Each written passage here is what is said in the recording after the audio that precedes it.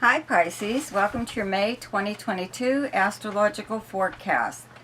So, the month starts off with the sun still in Taurus up until the 20th. And let's see, actually, Mercury is in Gemini, right? At the end of April, just went into Gemini, and like a week or so later, it turns retrograde on the 10th, okay? And it actually falls back into Taurus on the 28th. Let me see here. No, 22nd, sorry. But Venus moves into Taurus on the 28th. So where you have Taurus in your chart is your third house. It's pretty active here. You have the planet Uranus here also at this time. Okay, so when Mercury was here, I guess like last month, and it was in direct motion, you know, your third house is a big communication and travel house, and Mercury is the natural ruler of this third house. So you probably had an awful lot more conversations than you normally do, you know, a lot of phone calls especially, and anything dealing with electronics, especially when this goes retrograde here. Okay, the planet Uranus being here does sometimes cause, like, especially cell phones to act up during the Mercury retrograde period, and when it falls back into Taurus, and it will still be retrograde, I'd have to say around that time, from the 22nd on. If your cell phone acts up, just don't go run out and get a new one, okay? Because when this planet goes direct again, it more than likely will just work perfectly fine, okay? Or this could be a time, though, when you find out, you know, new features about your phone. You didn't know it could do this or that or whatever. But anyways, still having the sun here, though, your third house is your everyday life and the people you would encounter throughout the normal course of your day. So this is the people in your neighborhood, businesses that you patronize, you know, just running into people when you're shopping or getting gas or something like that. It's just a little bit more running around when Mercury was here last month. So when it comes back here, okay, this being the big communication house, I'd have to say that you may receive a letter, regular postal mail, a letter or a package or something that you didn't get when, you know, like last month when Mercury was here and it was direct. You know, or something that you were waiting on. Maybe whomever never got around to sending it to you like they were supposed to. So finally they discovered they never sent that whatever, and they mail it to you. So you could be on the receiving end of old messages, mail, you know, all kinds of fun stuff.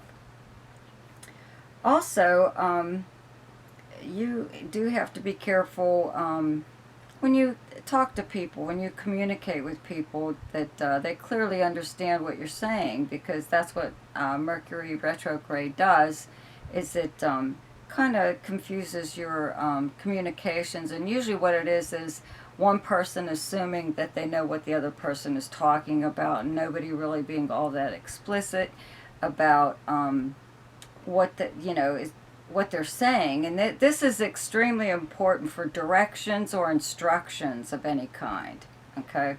Especially with the third house being a local travel house, you know, so you may go to revisit some place that you just went to, like last month even, and find that it's everything's different. You know, it's not what you thought it was, or something changed about the place, okay? But let's see here. Yeah, so you're still in contact. Like third house is also siblings and cousins, classmates from childhood, things like that, okay? But Mercury is in Gemini, though, at the beginning of the month, and you have Gemini on your fourth house. It turns retrograde on the 10th, okay? And the sun will move here on the 20th. So your fourth house is your home life, your personal life, but it's your family, the people you live with. If it's not your family, it's a roommate, or even if you live by yourself, whatever. But it's your home. Okay, so sometimes things that maybe you purchased for your home, okay? And yeah, I guess I would get back to electronics, possibly. Appliances or something like that may start to act up possibly under this retrograde period when it's in your fourth house in Gemini.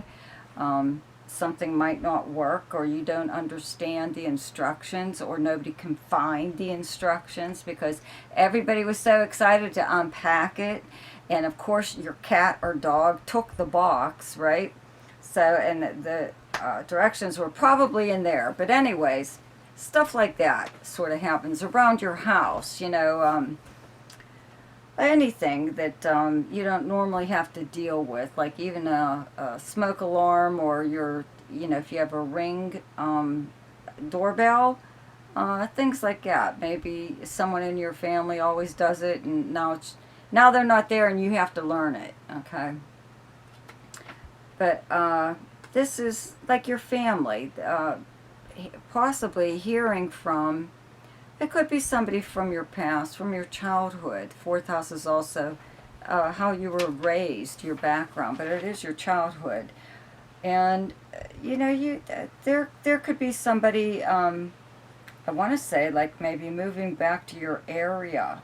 Maybe they're coming into your area again, and they're getting in touch with you for that reason. Whatever. But there's a new moon in Gemini on the 30th in your fourth house. So new moon is a new beginning. Right?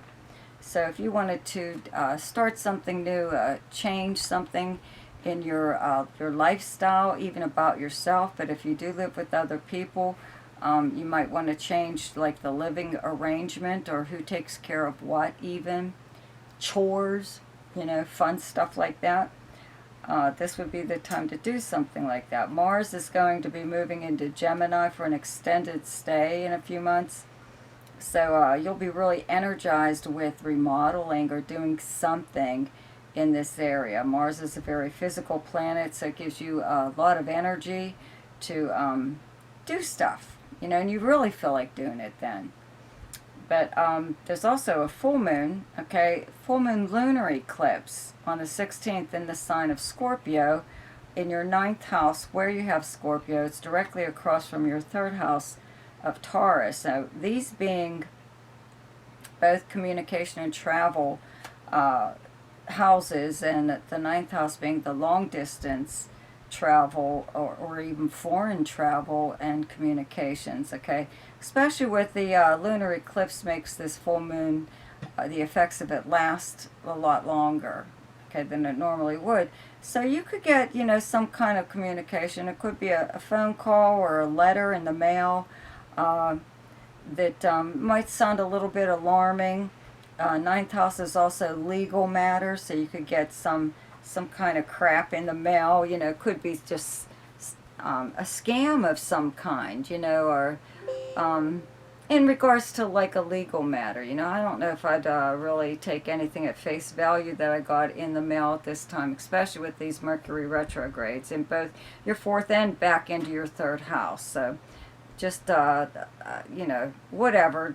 Something could happen, though, around this time with, it could be relatives even who live at a distance. So that could be, something could be going on with them that the whole family is a part of, like, or like keeping tabs on this family member, you know, to make sure they're okay or something or other. Okay, so the month does start off, though, still, okay, with Mars in your sign up until the 24th. Okay, Jupiter is still here up until the 10th, and you do have Neptune in your sign also. So you have Mars and Jupiter traveling together.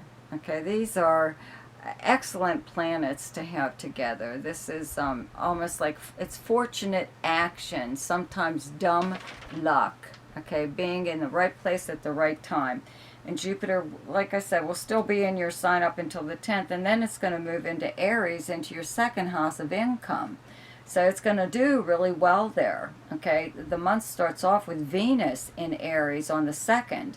up until like the 28th, until it moves into Taurus. So having Venus in your second house of how you earn your money and your possessions and your valuables, things that you own that are valuable, it attracts things to you. So still having Jupiter in your first house, you know, sometimes it does that one last hurrah, you know, before it leaves a sign.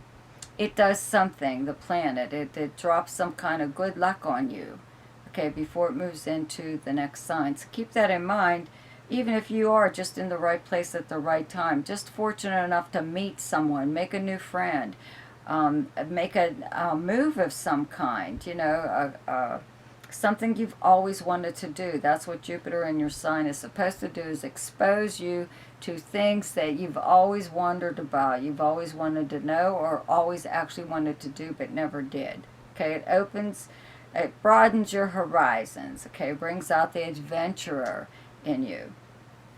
So, but having Mars still in your first house means that you mean business, you know. What you say goes. And it should, you know, you're kind of like that right now. You know, you want action. You want something done, you know, whatever it is.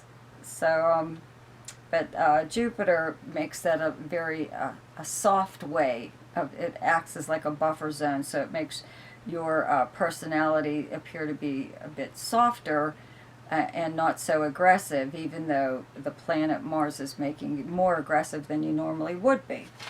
Okay, so but when all these planets are in your second house, Venus, Jupiter, and Mars, in Aries, this is where a lot of your attention is going to be, okay, on money, bringing in a new source of income or increasing your income in some way. But, you know, I don't see anything in your chart right now that has anything to do with your job or career. So there must be something else going on, that you have a way of, you know, like when maybe when Jupiter is in your sign, you made a wise investment, and when it moves into your second house, that investment starts to pay off. That is a really good time, though, to make an investment, is when Jupiter is in your second house. You might not see returns on it right away, but somewhere down the line it could really blossom.